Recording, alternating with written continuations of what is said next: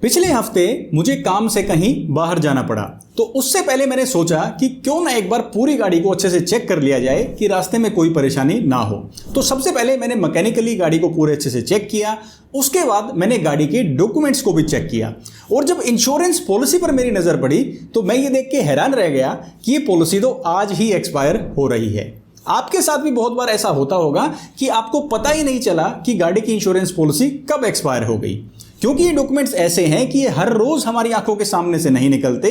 जब इनकी जरूरत होती है, इस्तेमाल होती है, तभी हम इन्हें गाड़ी से निकालते हैं। लेकिन आप बिल्कुल परेशान मत होइए, अगर आपकी कार इंश्योरेंस पॉलिसी एक्सपायर हो गई है तो उसे स्टेप बाय स्टेप कैसे रिन्यू करना है ये आज के वीडियो में हम समझेंगे। आपकी कार इंश्योरेंस पॉलिसी को एक्सपायर हुए कितने दिन हो गए हैं, इसका क्या नेगेटिव असर आपके रिन्यूअल पर हो सकता है, क्या आपको इस रिन्यूअल में नो क्लेम बोनस यानी कि एनसीबी मिलेगा, आपको अपनी गाड़ी की आईडीवी यानी कि वैल्यू और एड ऑन्स को कैसे चूज करना है ये भी हम समझेंगे। क्या अब आपकी गाड़ी की इंस्पेक्शन होगी, अगर हां तो ये इंस्पेक्शन कौन करेगा, कैसे आप इसे अरेंज करवा सकते हैं, पॉलिसी रिन्यू करते टाइम आपके पास क्या क्या डॉक्यूमेंट्स और इंफॉर्मेशन होनी चाहिए कि आपको रिन्यूअल में कोई भी परेशानी ना आए और अगले साल के रिन्यूअल पर आपकी पॉलिसी लैप्स ना हो, इसके लिए आपको क्या क्या जरूरी कदम उठाने चाहिए, ये सारी जानकारी आपको आज के इस वीडियो में मिलने वाली है। तो अगर आपके पास एक गाड़ी है और आप उसका इंश्योरेंस भी करवाते हैं तो आपको आज का ये वीडियो जरूर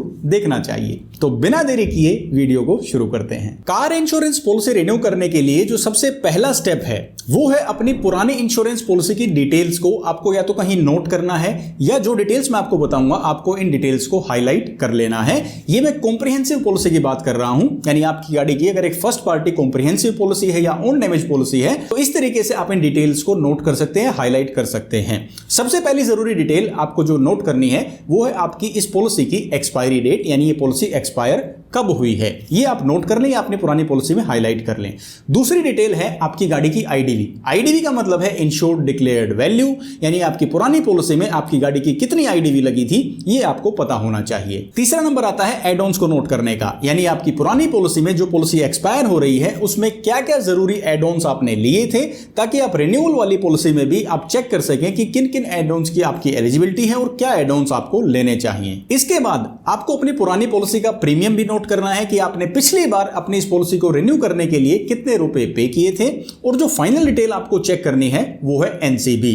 पुरानी पॉलिसी में आपको कितना नो क्लेम बोनस मिला हुआ है वो भी आप नोट कर लें, ताकि रिन्यूअल में आपके नो क्लेम बोनस की क्या एलिजिबिलिटी है वो भी आप चेक कर सकें अगले स्टेप्स में। एक बार ये सारी डिटेल नोट करने के बाद अगला स्टेप आ जाता है कि अब आपको अपने कार की इंश्योरेंस पॉलिसी के लिए एक रिन्यूअल कोटेशन यानी रिन्यूअल प्राइस, यानी कि कितने पैसे में आपकी पॉलिसी रिन्यू होगी, इसके लिए एक कोटेशन अरेंज करनी होगी। ये आप कैसे अरेंज करेंगे, इसके दो तरीके हैं। पहला तरीका है आप ये कोटेशंस ऑनलाइन चेक कर सकते हैं। ऑनलाइन कौन कौन सी वेबसाइट्स हैं भाई, पॉलिसी बाजार है, पेटीएम है, टर्टलमेंट है, फोन पे इंश्योरेंस है, अलग अलग जो ऑनलाइन पोर्टल्स हैं आप यहां से अपनी गाड़ी की डिटेल्स मेंशन करके जो अपने पिछले स्टेप में नोट डाउन की हैं आप अपनी गाड़ी का रिन्यूअल प्राइस चेक कर सकते हैं। आप कार इंश्योरेंस रिन्यूअल के लिए ऑनलाइन का ऑप्शन तभी चूज करें जब आप ऑनलाइन पॉलिसी परचेज करने में कंफर्टेबल हो। कल को अगर क्लेम आ जाता है तो उसे भी आप खुद डील कर पाएं, तभी आप ऑनलाइन के लिए जाएं, नहीं तो आप ऑफलाइन तरीका भी अपना सकते हैं। ऑफलाइन प्राइसेस लेने के लिए आपके पास क्या क्या ऑप्शंस हैं भाई, सबसे पहले आप अपने इंश्योरेंस एजेंट से बात कर सकते हैं। अगर आपके कोई अच्छे इंश्योरेंस एजेंट नोन है तो आप उनसे इनकी रिन्यूअल कोटेशन ले सकते हैं कि आपकी पॉलिसी एक्सपायर हो गई है, इसे रिन्यू करने के लिए कितने पैसे चार्ज किए जाएंगे। दूसरा ऑप्शन है आप डायरेक्टली शोरूम विजिट कर सकते हैं। जो आपके कार मैन्युफैक्चरर ब्रांड हैं आप उनके शोरूम में विजिट कर सकते हैं, उन्हें कॉल कर सकते हैं और पूछ सकते हैं कि अगली पॉलिसी कितने रुपए में रिन्यू की जाएगी। तीसरा ऑप्शन है आप डायरेक्टली इंश्योरेंस कंपनी की ब्रांच में विजिट कर सकते हैं। अगर आपका एक्सपीरियंस किसी एक इंश्योरेंस कंपनी को लेकर काफी अच्छा रहा है पास्ट में और आपके नजदीक इस इंश्योरेंस कंपनी का ऑफिस भी है, अप्रोचेबल है, तो आप डायरेक्टली इस इंश्योरेंस कंपनी के ऑफिस में भी विजिट कर सकते हैं। ये ऑफलाइन तरीका है अपनी गाड़ी के रिन्यूअल प्राइसेस को चेक करने का। अब इस सेकंड स्टेप के अंदर जो भी तरीका आपने अपनाया है, चाहे आपने ऑनलाइन कोटेशंस इकट्ठी की हैं अलग अलग कंपनीज की या आपने ऑफलाइन रिन्यूअल कोटेशंस ली हैं, अब इन कोटेशंस में आपको बहुत जरूरी डिटेल्स को चेक करना है, जो कि मैं आपको इस थर्ड स्टेप के अंदर बताने वाला हूं। सबसे पहली जरूरी डिटेल जो आपको चेक करनी है अपने इस रिन्यूअल प्राइस में, वो है गाड़ी की आईडीवी, यानी कि इंश्योर्ड डिक्लेयर्ड वैल्यू। ये वो वैल्यू है जब कल को अगर हमारी ये गाड़ी चोरी हो जाती है या बहुत बड़ा एक्सीडेंट हो जाता है, गाड़ी टोटल लॉस हो जाती है, यानी गाड़ी अब रोड पर नहीं चलेगी, तो इंश्योरेंस कंपनी की ज्यादा से ज्यादा देनदारी इस आईडीवी की ही होती है। अब आईडीवी आप कैसे डिसाइड करेंगे? इसके लिए पहले 5 साल, जब से आपने नई गाड़ी खरीदी है, अगले 5 साल के लिए इसका एक स्लैब आईआरडीए ने तय कर रखा है, जो कि 5% से लेकर 50% तक आपकी गाड़ी की वैल्यू को डेप्रिशिएट करता है विद इन 5 इयर्स टाइम। 5 साल के बाद जो इंश्योरेंस कंपनी आपकी गाड़ी के मॉडल के हिसाब से, मैन्युफैक्चर ईयर के हिसाब से आपको ज्यादा आईडीवी दे, आप उस कंपनी की पॉलिसी ले सकते हैं। आईडीवी का अगर डिटेल्ड वीडियो अगर आप देखना चाहते हैं कि क्या स्लैब है इसका, उसका लिंक मैं आपके लिए डिस्क्रिप्शन और पिन कमेंट्स में दे दूंगा, वहां जाकर चेकआउट कर सकते हैं। दूसरी जरूरी डिटेल जो आपको अपने रिन्यूअल कोटेशन में चेक करनी है वो है एड ऑन्स। एड ऑन्स वो एक्स्ट्रा फीचर्स हैं जिनके लिए आप थोड़े से एक्स्ट्रा पैसे देते हैं और ये जरूरी कवरेज आपके पॉलिसी में ऐड कर दी जाती है, जैसे कि जीरो डेप्रिसिएशन है, consumables, engine protection, return to invoice, tyre cover, road side assistance, ये सभी एड ऑन्स आप अपनी पॉलिसी में ले सकते हैं। कुछ एड ऑन्स ऐसे हैं जो आप कभी भी रैंडमली अपनी पॉलिसी में ऐड कर सकते हैं, लेकिन कुछ एड ऑन्स के लिए प्रीवियस पॉलिसी में ये सेम एड ऑन्स ऑलरेडी होना जरूरी है। तो अपने प्रीवियस पॉलिसी में जो एड ऑन्स आपने चेक किए थे, अगर वो सेम एड ऑन्स आप इस पॉलिसी में लेना चाहते हैं तो ये चेक करें कि इस रिन्यूअल कोटेशन के अंदर वो सेम एड ऑन्स है या नहीं। तीसरी जरूरी डिटेल है दोस्तों एनसीबी। नो क्लेम बोनस वो डिस्काउंट है जो इंश्योरेंस कंपनीज आपको देती हैं पूरे साल कोई भी क्लेम ना लेने के लिए। नो क्लेम बोनस का जो स्लैब है वो 20% से स्टार्ट होकर हर साल बढ़ते बढ़ते जब तक आप क्लेम नहीं लेते 20 से 25, 35, 45 और मैक्सिमम 50% तक जाता है। आपका नो क्लेम बोनस अगले स्टेप पर तभी जाएगा जब ये 3 कंडीशंस को क्वालिफाई करता है। सबसे पहली कंडीशन है कि पिछली पॉलिसी में अगर कोई भी क्लेम ना हो तो आप एनसीबी के नेक्स्ट स्लैब के लिए एलिजिबल हैं, यानी अगर आपका एनसीबी 20 है तो 25 हो जाएगा, 25 है तो 35 हो जाएगा, इस तरीके से वो एनसीबी बढ़ सकता है। दूसरी कंडीशन ये है एनसीबी वाली पॉलिसी को एक्सपायर हुए 90 दिन से ज्यादा ना हुए हों तो आपका एनसीबी इंटैक्ट रहेगा। अगर 90 डेज से ज्यादा की एक्सपायरी हो जाती है तो आपका नो क्लेम बोनस दोबारा से 0 हो जाता है। और तीसरी कंडीशन ये है कि पुरानी पॉलिसी में कोई भी ओनरशिप ट्रांसफर ना हुआ हो। अगर ओनरशिप ट्रांसफर होता है तो भी ये नो क्लेम बोनस रिन्यूअल में 0 हो जाता है। इन तीनों में से कोई भी बात आपकी पुरानी पॉलिसी में नहीं हुई है तो आपका एनसीबी अगले स्लैब पर चला जाएगा और आपके रिन्यूअल में आपको नो क्लेम बोनस का नेक्स्ट स्लैब डिस्काउंट के तौर पर मिलेगा। तो ये भी आपको रिन्यूअल कोटेशन में चेक करना है। फोर्थ पॉइंट आपकी इंश्योरेंस पॉलिसी से रिलेटेड नहीं है, आपकी इंश्योरेंस कंपनी से रिलेटेड है। फोर्थ पॉइंट है कैशलेस गैराजेस का, यानी जब आप ये इंश्योरेंस पॉलिसी ले रहे हैं तो आप ये जरूर इंश्योर करें कि आपके ब्रांड का और इस इंश्योरेंस कंपनी का कैशलेस टाई अप हो। कल को अगर कोई गाड़ी एक्सीडेंट हो जाती है और आपको रिपेयर करवाना पड़ता है तो कहीं भी आप वर्कशॉप पर लेके जाएंगे तो वहां पर कैशलेस रिपेयर इसका होना चाहिए, ताकि आपको एडवांस कैश किसी भी मरम्मत के लिए ना देना पड़े और आपके ऊपर ज्यादा फाइनेंशियल बर्डन ना आए। तो आप ये इंश्योर करें जिस भी कंपनी की पॉलिसी ले रहे हैं, आप प्राइस चेक कर रहे हैं, उनके कैशलेस गैरेजेस आपके आसपास जरूर हों। और फिफ्थ और फाइनल पॉइंट आ जाता है प्रीमियम कंपैरिजन, यानी जिस भी कंपनीज के प्राइस आपके पास आए हैं आप उनका प्राइस कंपेयर करें। अब ये 5वें नंबर पर मैं आपको क्यों बता रहा हूं, क्योंकि सबसे पहले आपको अपनी कवरेज और जो फीचर्स हैं पॉलिसी के वो चेक करने हैं, जैसे कि गाड़ी की वैल्यू क्या लगी है, एड ऑन्स क्या मिले हैं, नो क्लेम बोनस पूरा मिल रहा है कि नहीं। उसके बाद आपको प्रीमियम कंपेयर करना है, क्योंकि इस प्रीमियम वाले स्टेप को अगर आप पहले कर लेंगे तो हो सकता है गाड़ी की वैल्यू कम लग जाए या कुछ जरूरी कवरेज आपको पॉलिसी में ना मिले। तो पहले सारी चीजें ठीक ठाक है कि नहीं ये चेक कीजिए, उसके बाद फाइनल स्टेप पर आपको प्रीमियम कंपेयर करना है जो आपको रिन्यूअल के ऑप्शंस में दिखाई दे रहा है। नेक्स्ट स्टेप आ जाता है दोस्तों इंस्पेक्शन का। एक बार आपने किसी इंश्योरेंस कंपनी की कोटेशन यानी प्राइस को फाइनल कर दिया कि मुझे इस इंश्योरेंस कंपनी में और इस वाले प्राइस और कवरेज के साथ पॉलिसी करवानी है, तो अब आपको अपनी गाड़ी की इंस्पेक्शन अरेंज करनी है। इसके 2 तरीके हैं, आप सेल्फ इंस्पेक्शन कर सकते हैं, यानी आप खुद अपनी गाड़ी की इंस्पेक्शन अपने मोबाइल फोन से करेंगे।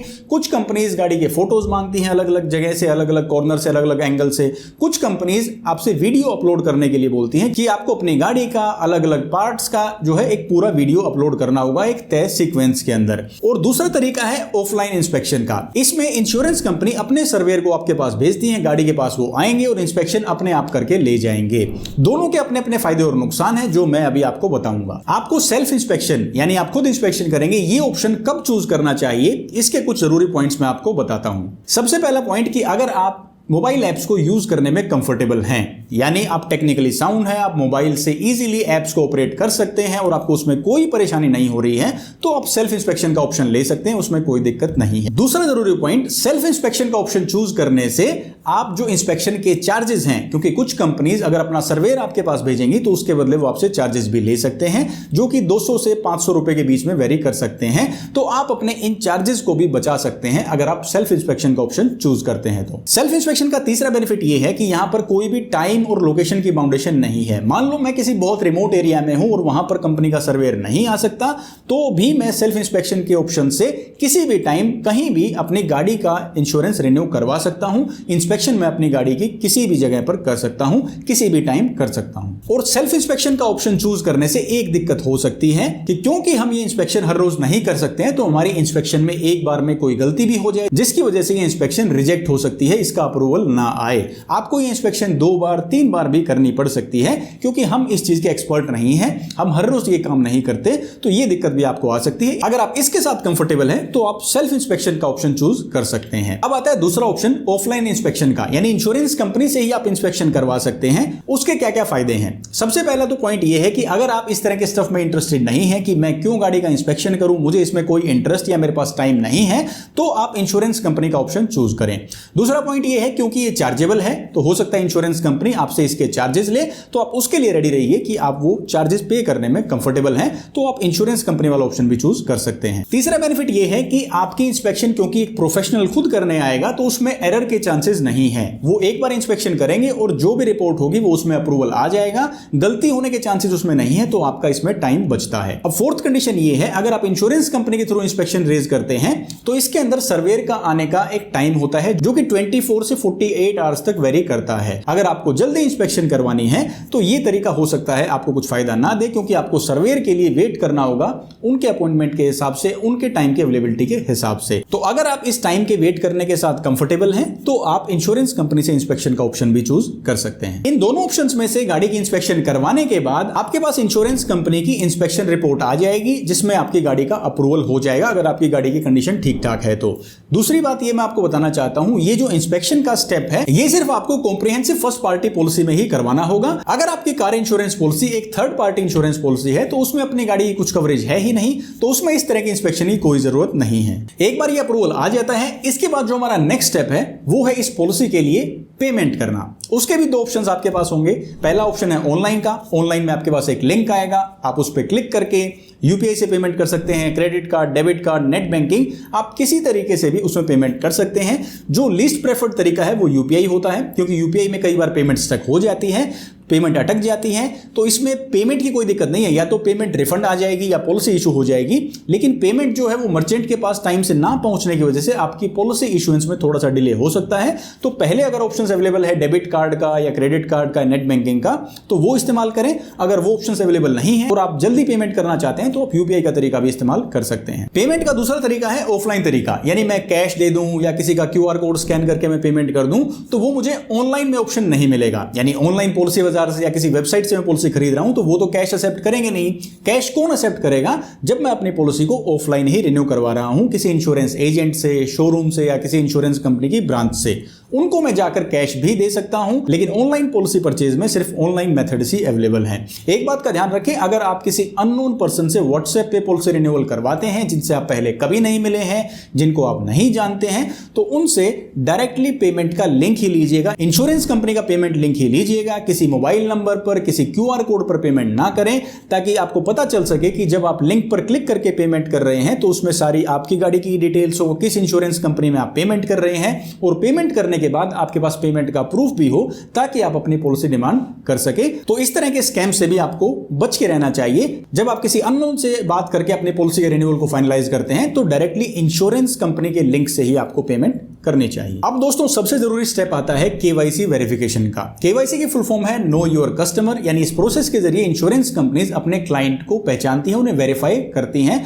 उनके बारे में जानती हैं कि इनकी आइडेंटिटी क्या है और इनका एड्रेस क्या है। इसके लिए 2 प्रूफ आपको चाहिए होते हैं। पहला है आइडेंटिटी प्रूफ, जिसके लिए आपके पास पैन कार्ड होना चाहिए। अगर नहीं है तो आप अपना फॉर्म 60 भी अपलोड कर सकते हैं या उन्हें दे सकते हैं। दूसरा जो डॉक्यूमेंट है वो है एड्रेस प्रूफ। एड्रेस प्रूफ के तौर पर आप अपना आधार कार्ड, वोटर कार्ड या इसके अलावा पासपोर्ट भी अवेलेबल करा सकते हैं, जिसके जरिए आपकी केवाईसी वेरीफाई हो सकती है। कुछ इंश्योरेंस कंपनीज में ये स्टेप पेमेंट से पहले हो सकता है, जिसमें आपकी केवाईसी वेरीफाई की जाएंगी, और कुछ कंपनीज में पेमेंट होने के बाद आपकी केवाईसी वेरीफाई की जाती है, उसके बाद पॉलिसी इशू होती है। लेकिन आपको केवाईसी वेरिफिकेशन से जरूर गुजरना होगा, तो ये डॉक्यूमेंट्स आपके पास होने चाहिए। अब खाली यही डॉक्यूमेंट्स जरूरी नहीं है, इसके अलावा आपके पास और कौन कौन सी इंफॉर्मेशन और डॉक्यूमेंट्स होनी चाहिए रिन्यूअल के टाइम, ताकि आप इजीली अपनी कार इंश्योरेंस पॉलिसी रिन्यू करवा पाएं, तो वो पूरे डॉक्यूमेंट्स की लिस्ट में मैं आपको बता देता हूं। सबसे पहले आपके पास अपनी गाड़ी की आरसी होनी चाहिए, अपनी गाड़ी की इंश्योरेंस पॉलिसी होनी चाहिए जो पहले खत्म हो चुकी है, जिसको आप रिन्यू करवा रहे हैं। थर्ड डिटेल है आपकी कॉन्टैक्ट डिटेल्स, यानी आपका रजिस्टर्ड मोबाइल नंबर जो आपकी पॉलिसी में दर्ज होगा, आपकी रजिस्टर्ड ईमेल आईडी जो पॉलिसी के अंदर एंटर की जाएगी। नेक्स्ट डिटेल है नॉमिनी से जुड़ी हुई। ये बहुत जरूरी डिटेल्स हैं। आपको अपनी कार इंश्योरेंस पॉलिसी में नॉमिनेशन भी जरूर करवाना चाहिए कि कार ओनर के बाद कौन इस पॉलिसी का लीगल नॉमिनी है, तो उनका नाम, एज और रिलेशन भी आपकी पॉलिसी में दर्ज होना चाहिए। ये जो नॉमिनी है ये आपके ब्लड रिलेशन में होंगे तो वो ज्यादा बेहतर है, ताकि कल को कोई क्लेम में परेशानी ना आए। नॉमिनी डिटेल्स के बाद केवाईसी के लिए पैन कार्ड, आधार कार्ड या कोई और एड्रेस प्रूफ आपके पास होना चाहिए, ताकि आपका केवाईसी का जो प्रोसेस है वो वेरीफाई हो सके। और फाइनल डॉक्यूमेंट है आपकी जो इंस्पेक्शन हुई थी गाड़ी की, उसकी अप्रूवल की रिपोर्ट। अगर आपके पास आई है तो आप वो शेयर कर सकते हैं, अगर आप डायरेक्टली इंश्योरर के पास गई है तो वो उनके डेटा में ऑलरेडी अपडेट हो जाएगी। ये सारी डिटेल और डॉक्यूमेंट्स होने के बाद आप अपनी पॉलिसी को रिन्यू करवा सकते हैं। स्टेप बाय स्टेप मैंने आपको पूरा प्रोसेस बता दिया है। अब सवाल यह भी आता है कि सर प्रीवियस मेरे पास कोई पॉलिसी है ही नहीं, या मैंने अभी गाड़ी खरीदी है, या पुरानी पॉलिसी का कोई भी डॉक्यूमेंट नहीं है, तो भी ये स्टेप जो है वो एज इट इज सेम रहेगा। फिर आपकी आरसी की डिटेल्स के हिसाब से ही आपको रिन्यूअल के प्राइसेस मिलेंगे। पुरानी पॉलिसी अगर नहीं है, उनमें कोई आईडीवी का एड-ऑन्स का एग्जिस्टेंस ही नहीं है, तो उनको चेक करने की जरूरत नहीं है। अपनी आरसी के हिसाब से ही आपको जो जरूरी एड-ऑन्स हो अपनी पॉलिसी में ऐड कर सकते हैं। इंस्पेक्शन वाला स्टेप एज इट इज रहेगा, केवाईसी वेरिफिकेशन भी एज इट इज होगी, और पेमेंट आप ऑनलाइन ऑफलाइन दोनों तरीके से कर सकते हैं। ध्यान रखें ये पूरा process comprehensive car insurance policy के लिए मैंने आपको बताया है। अब वीडियो के फाइनल पार्ट में दोस्तों मैं आपको कुछ ऐसी टिप्स देने वाला हूं जिससे आपके कार इंश्योरेंस पॉलिसी के लैप्स होने के चांसेस जो हैं वो काफी कम हो जाएंगे। यानी आपको कार इंश्योरेंस पॉलिसी की ड्यू डेट से पहले पता चल जाएगा कि आपकी कार इंश्योरेंस पॉलिसी रिन्यूअल के लिए ड्यू है। सबसे पहला स्टेप जो है वो मैनुअल तरीका है कि आपको अपने मोबाइल फोन में रिमाइंडर सेट करना है अपने अगले साल का जो ड्यू डेट है कार इंश्योरेंस पॉलिसी रिन्यूअल का, उससे कम से कम 2 से 3 हफ्ते पहले आपको रिमाइंडर सेट करना है कि आपकी कार इंश्योरेंस पॉलिसी का रिन्यूअल ड्यू है। और आपको रिमाइंडर टाइमली मिल जाए तो 2 हफ्ते के अंदर आपके पास पूरा टाइम है कि आप अच्छे से प्राइसेस को कंपेयर कर सकते हैं, पॉलिसीज के ऑप्शन चेक कर सकते हैं और टाइमली अपनी पॉलिसी को रिन्यू करवा सकते हैं, और ये पॉलिसी बिना आपके पता चले एक्सपायर ना हो जाए। दूसरी टिप मैं आपको जो दूंगा कि अपनी जो कार इंश्योरेंस रिन्यूअल की जो पॉलिसी है, जब आप रिन्यू करवाते हैं तो उसके अंदर अपना रजिस्टर्ड मोबाइल नंबर एंटर करें, मेंशन करें, ताकि जब भी आपके कार इंश्योरेंस पॉलिसी की रिन्यूअल का टाइम आए उससे पहले इंश्योरेंस कंपनी आपको कॉल कर करके परेशान कर दे कि आप अपनी कार इंश्योरेंस पॉलिसी का रिन्यूअल करवा लीजिए। इंश्योरेंस कंपनी तो 1.5 महीना पहले कॉल करना शुरू कर देती हैं। इसमें थोड़ी सी परेशानी तो आपको जरूर होगी कि आपके पास बार बार कॉल्स आएंगे, लेकिन ये एक बात तय है कि आपका इंश्योरेंस जो है वो लैप्स नहीं होगा। और फाइनल एडवाइस ये है दोस्तों कि एक अच्छा इंश्योरेंस एजेंट या ब्रोकर आप ढूंढिए जिनसे आप पॉलिसीज करवाते हैं, वो भी आपको टाइमली रिमाइंडर कॉल्स करें, उनके ऑफिस से आपके पास कॉल आ जाए ताकि आपकी पॉलिसीज टाइम पर रिन्यू हो सके और आपको ये जो सारी झंझट है इंस्पेक्शन की, सारी चीजें चेक करने की, ये ना उठानी पड़े। अब दोस्तों मैंने आपके सामने ये car insurance break in policy को रिन्यू करने की जो स्टेप बाय स्टेप पूरा प्रोसेस है, इसको आपके सामने बिल्कुल रख दिया है।